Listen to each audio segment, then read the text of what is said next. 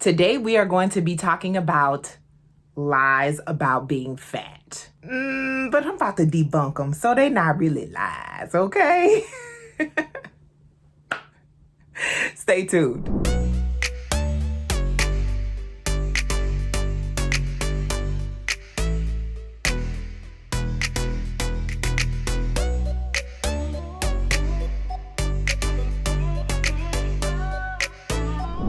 Hi guys, welcome to my channel if you're new, and welcome back if you've been around here a while. I'm Kendra, this is Kendra Creates. This is where I share my weight loss journey with you. Hopefully I can help you out along the way if you're on a weight loss journey. I also do commentary on a variety of topics, including health, wellness, fitness, weight loss, and anything you send to me. So please send me some stuff. I'd love to talk about it, and you will definitely learn about me along the way. So if that stuff sounds good to you, then make sure you are subscribed to my channel. Okay guys. As I do, I scour the internet for randomness. And one of the random things I came across was an article, okay? Now, this article is wild and wacky, and it had a lot of the fat acceptance talking points. And I just wanted to talk about this because I was like, really? And someone wrote this and it was published and they really thought it was a good article. And I was just like, nah, bro, this ain't where it's at. But we're going to talk about it, okay? So the article comes from scarymommy.com. I don't know if that tells you anything, but the title of it is 6 Lies About Being Fat That Every Glorifying Obesity Karen / Chad needs to read. And I was like, okay, so we're going to talk about real true experiences of fat people and them being fat. And I didn't get that. All I got was a little bit of gaslighting, a little bit of trying to change what we're really talking about and talk about something different. But we're going to get into it. So the first thing that stuck out to me when I looked at this article was at the very top. There was a retraction. Correction, this article has been updated to remove reference to a lawsuit against Jillian Michaels, which incorrectly implied that Ms. Michaels is selling weight loss pills with potentially lethal ingredients on her site. The lawsuit in question, which was dismissed 10 years ago on the merits, alleged that Ms. Michaels was selling such pills, but never offered sufficient proof of that claim. So this already leads me to believe that this article is wild and wacky and full of misinformation. And so that's why I was like, oh, my antennas went up. I was like, I got to talk about this because this is about to be a wild ride. So if you are ready for it, hang on. Okay. So the first lie about being fat that we need to know about is that you need to seriously worry about your BMI because it's the holy grail of health standards. So worrying about your BMI is a lie? Okay, let's talk about both of the parts to this sentence. You should worry about your BMI. Is it the holy grail of health standards?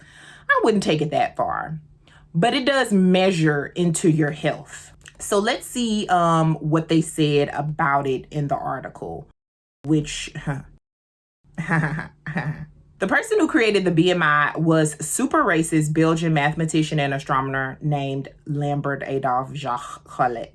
He dreamed up the formula as a way of helping measure body composition in the early 19th century to help the government determine how to dole out their resources. Even he said that the BMI could not and should not be used to indicate the fatness of a person, and he only initially created it using the measurements of white Europeans. So they want to discredit this man by calling him the R word. And then they're talking about he dreamed it up, as in he just pulled it out his butt. Fast forward to this century, and we're seeing insurance companies who have caught wind of this outdated and unnecessary system currently using it to bump up premiums for larger folks. The grave problem with this is that the BMI will never be able to realistically measure the full scope of every human being's health. It was made for white people by a white person, and it was never intended to be a legitimate part of our medical system. I have a problem with that last statement because basically you're saying to Black people or other ethnicities or races that you definitely shouldn't use the BMI because it is for white people. It's made for white people. Even though it's bad, it didn't even take you into account. So you should definitely not pay that any attention.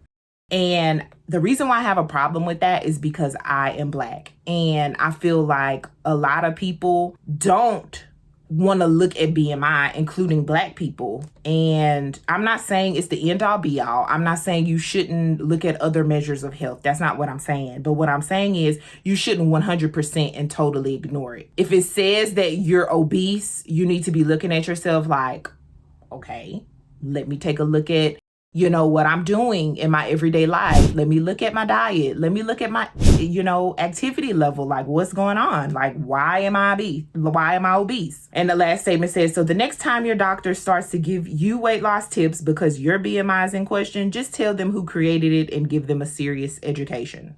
I found that so condescending.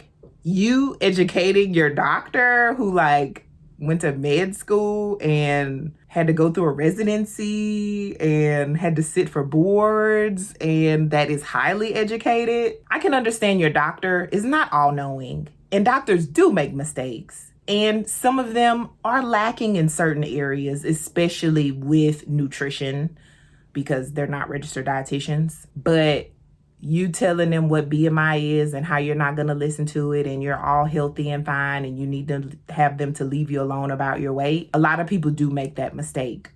And it's truly a mistake because they feel slighted that someone is talking to them about their weight, and they feel very offended by that. And I understand that it's a hard conversation with a medical professional to have with you, but I feel like we all should be cognizant of our BMIs. It's not the only health measure, but it's good to pay it some attention. Because if you just are eating, not being actively gaining weight and just ignoring things, it's like sticking your head under the sand and you're like, I'm fine, everything's fine, I'm okay, it's all good. And it might not be all good. So the second lie that we need to know about is obesity is an epidemic just like any other disease, and fat people are promoting it when they live openly and joyfully. So we're just gonna say, okay, fat people are promoting obesity when they're just living openly and joyfully. That's a lie. Just because I exist, that doesn't mean that I'm promoting obesity. I'm still considered obese. And if I'm just out living life or doing whatever, that doesn't mean that I'm promoting obesity. We know that. That is fat acceptance talking point number 462. But that first part of that statement, obesity is an epidemic just like any other disease. That's not a lie. Let's see what they had to say about that one. Until I learned the truth, you can't actually catch fat. Okay, we know that. And you cannot call something an epidemic when a decent portion of the people considered sick are, in fact, totally healthy. Studies have been done on fat people, and the results found that anywhere from 1/3 to 3/4 of those classified as obese are metabolically healthy and show zero signs of elevated blood pressure, insulin resistance, or high cholesterol. And I always counter that with, for how long? Yes, you can live a 100% unscathed life being considered technically obese. But for how long? How long will you have, no insulin resistance? How long will you not have any cholesterol or blood pressure issues? How long will you not have breathing, lung problems, sleep apnea, joint pain? For how long, right? And just because you can't catch fat, or because people aren't showing certain signs of what you consider obesity to be, that doesn't mean it's not an epidemic. I don't think that they may know actually what an epidemic is. It's just basically an occurrence of some type of disease within a large part of the population. And obesity is a disease because it could possibly lead to a lot of severe health outcomes. And I'm still considered technically obese. I feel like my health is much better than what it once was, but I don't feel like I'm 100% where I want to be as far as my health goes because, I feel like I just want to run up 4 flights of stairs because my office is on the 4th floor. But I can't do that because I feel like my weight is kind of like bogging me down, When I get on the Stairmaster at the gym, I have to go on the slowest settings because your girl, I'm tired, okay? And I feel like my weight plays a large issue in me being able to keep up as far as my endurance goes.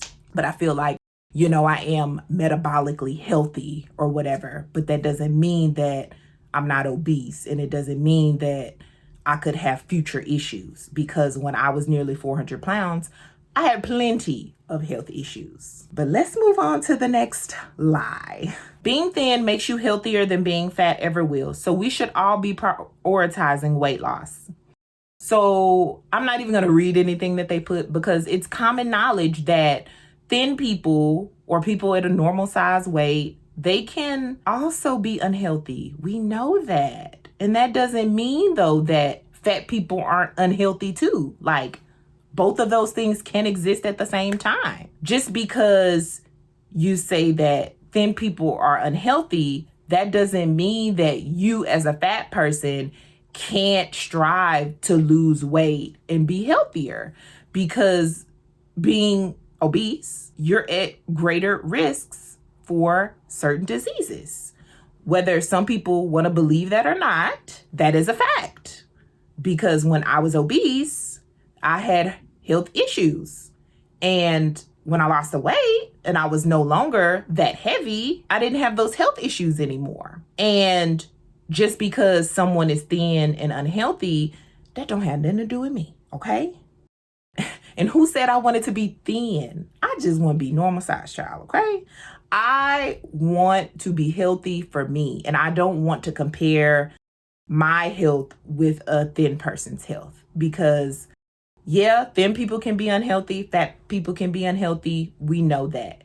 But should fat people be prioritizing weight loss?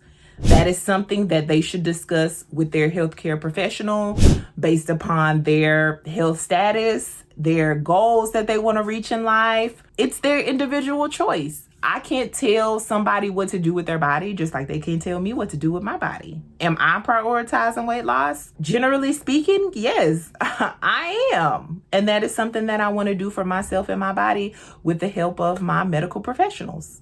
And do I recommend it? Yes, I do recommend it. Absolutely, I do, because I can just see what it has done for my life. So I can only imagine what it could do for other people's lives as far as getting rid of the health issues, having more energy, being able to keep up with my son, like so many things for my life.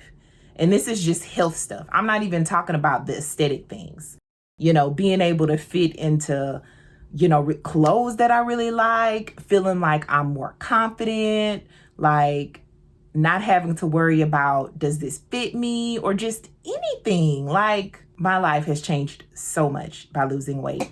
And I want that for other people too, if they want it for themselves. So here's the next lie. Fat people have no business getting pregnant and putting their babies at risk. Oh, this is something else. So she goes on to talk about her personal experience, anecdotes, like personal anecdotes that she got pregnant, she gained weight, she had a healthy pregnancy, she had a healthy baby. I can give the same anecdote. I got pregnant when I was about 230 pounds. I went up to about 250 pounds, so I gained like 20 pounds. I had literally a textbook pregnancy. I had a healthy 7-pound, 3-ounce baby boy. I was in labor for a little bit over 24 hours. I was probably in active labor for probably about 8 hours before I actually delivered him. All natural, no drugs, no C-section, and everything was all good. I didn't have gestational diabetes. My blood pressure didn't go up. He came when he was supposed to come. I wasn't overdue. He didn't come early. He wasn't premature. Like, it was perfect. But just because I had that experience, that doesn't mean that other women my size will have the same experience. And that's also saying, like, just because a smaller lady, is fit and healthy, that doesn't mean that she's not going to have issues. Honestly, it's kind of a roll of a dice. But does being obese perhaps contribute to issues? Does it make you more susceptible to issues? Yes, we all know that. But you have to weigh those risks against what you really want to do when, which is to have a kid. So you have to be prepared for any risk that might come along, any risk to your baby or to yourself or your health or whatever. And you should be working with your medical professionals. And if they tell you, you're going to have these risks because of your health history, because of your weight, etc., blah, blah, blah, you just have to listen to what they say. You have to put a plan in place, whether that's to lose weight or just accept the risks and roll with it. That is a personal decision as well. But yes, you're more at risk. But does that mean that you can't get pregnant or you shouldn't get pregnant? That's only a personal decision that you can make. Okay, so let's talk about the fifth lie. Living as a parent in a fat body is detrimental to your children, and living as a child in a fat body is equally detrimental. That's not a lie. And as a child, I grew up as an obese child. I feel like it was very detrimental to me because of my health. Right? And also because of my self-esteem. I was teased incessantly and it took a toll on me. And it wasn't a fun experience at all. I was bullied and all of that stuff, but those habits that I had in childhood, they just carried over to adulthood. And we all know that the rates of childhood obesity are on the rise. I didn't suffer anything with my health, but there are plenty of children that do suffer things from their health. And why not have a child that's active and happy and healthy? Why not? Why have those problems? They don't have to. They're just kids, And I would say that it's also detrimental to your children if you are fat as a parent, because you may not be able to do everything that you'd like to do with your child. You can be so big that you can't ride theme park rides. You may be big and feel self-conscious about your body, so you can't take them to the beach or swimming pool because you don't want to be seen, in a swimsuit. You may not be active, so you can't ride bikes with them or take them maybe to, hiking or whatever the kid wants to do. You can't do those things because of your size. And not only because of your size, but because of your endurance. Because being fat weighs you down. And the more weight on you that you have, the heavier that load is. And you got to be pretty strong to carry a heavy load. And not only are you doing a disservice to them in that manner, but also the fact that you aren't modeling healthy behaviors to them. I wasn't modeled healthy behaviors, and it was detrimental to me not only as a child, but as an adult. And I'm not saying that I couldn't have learned those things as I became an adult, but it's harder to learn things as an adult than it is a child, especially when it comes down to simple things as being active, getting fit, taking care of yourself, exercising, eating proper portions, making sure you have a well-balanced diet, things like that. When you learn it as a child, it just carries over into adulthood and it's so much easier. And if you're living as a fat parent, you're doing such a disservice to your child. And of course, I'm not saying with everybody. Some people can be fat and do those things. Some people can be fat and, do whatever their kid wants them to do. But really though, how healthy are they if they're still fat? I don't know. How active are you if you're still fat? Are you really eating a well-balanced diet? And are you equipping your child with all the tools that they need to be a healthy child as well as an adult? So I don't think that's a lie. And the last lie I want to talk about are diets are the perfect antidote for fatness, and we should all be on one. And I'm just gonna read what they wrote here. It says the diet industry is a total stinking scam, folks. As of 2019, it is the proud owner of a record 72 billion of our society's dollars. With all this cashola, you'd think that people would finally be reaping long-term benefits from dieting, but you'd be totally wrong. Restrictive eating to induce weight loss has been scientifically proven to fail. It doesn't work for the vast majority of people. In case you don't believe me, please take a gander at the 2007 UCLA study that proves it. And so they go on to cite that study. We found that the majority of people regained all the weight plus more. Sustained weight loss was found only in a small minority of participants, while complete weight regain was found in the majority. Diets do not lead to sustained weight loss or health benefits for the majority of people. Okay, cool. And it goes on to say, it's no surprise that businesses like Weight Watchers are hoping you'll rejoin, because that's how they'll make a ton of money. Fad diets like keto have been proven to put your body into actual starvation mode, yet tons of companies, influencers, and celebrities are making bank off of the no-carb wave. And we are going to talk about this because, honey, there is a lot to talk about. Yes, the diet industry is a large industry. It makes a lot of money, and it thrives off of diet culture. I am being 100% honest, candid. I failed for the scam so many times.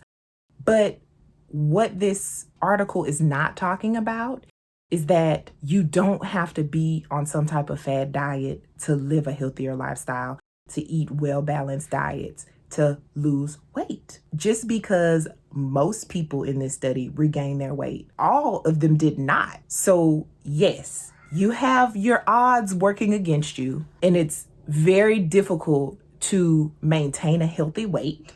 Yes, we all know that, especially if you have not been equipped with the tools and the resources necessary to continue to do that. But it is possible, right? Just because something doesn't magically happen and it's not 100% guaranteed, does that mean you don't try? No, it doesn't.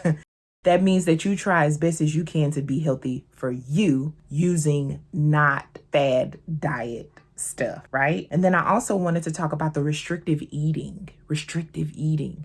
That word has become demonized so much. Restrictive. The word restrict, it like I said, it's become so demonized. But I'm just thinking about the word restrict.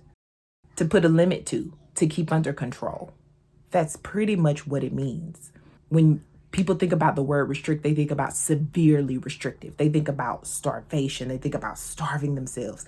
They think about being hungry and having hunger headaches and, being weak. And you, of course, have to restrict. That is how you maintain a healthy weight. Being on a diet, cutting back, whatever you want to call it. That is how you're going to lose weight. Of course, being in a calorie deficit.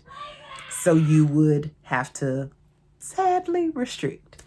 And these people, I'm referring to anyone who thinks that these things are lies, fat acceptance, whoever, they don't believe in any type of restriction. If you see it, you want it, eat it, get it, whatever, do it. And I did that one time, and I got up to be nearly 400 pounds, and I was in severe poor health. So I wouldn't recommend it. And I'd highly recommend against it. And if you want to lose weight, then you do have to restrict. And then, of course, they talk about keto fad diets. I don't, agree with fad diets. Some people do keto and they're just fine. If that's good for them and that leads to better health for them, I don't believe in it personally myself. And I don't recommend anything that you can't keep up for your entire life. But if they want to do that, then do that. And then they throw in starvation mode. And we know that the body, this has been debunked so much. I'm not even going to get into it because I'm sure you can Google, does starvation mode exist? And you'll get so many resources about that. But then it ends talking about how companies, influencers, celebrities are making bank off the no-carb wave. And I guess that was just an example of, you shouldn't diet because of diet culture. And I do not believe in that at all. If you want to lose weight, if you want to get healthy, if you want to lead a healthier lifestyle, do it, okay? Just make sure you do it in a healthy, sustainable way. with a well-balanced diet that you can keep up for your entire life, and that you balance that out with some type of physical activity that you enjoy doing and that you can do on a regular basis. I'm just trying to discuss all of these issues surrounding health and being fat and all of this stuff because I see so much misinformation out there, and I don't want anyone to fall victim to it. And if someone has fallen victim to it, I want them to climb their way out of it, because being fat has consequences. And that's all I really got to say about it. If you like this video, make sure you give it a thumbs up. Check and see if you're subscribed to my channel. I'd love to have you here. And make sure you continue to spread kindness in a world full of hate. I will see you next time. I appreciate you. Thank you so much for watching my videos. Bye-bye.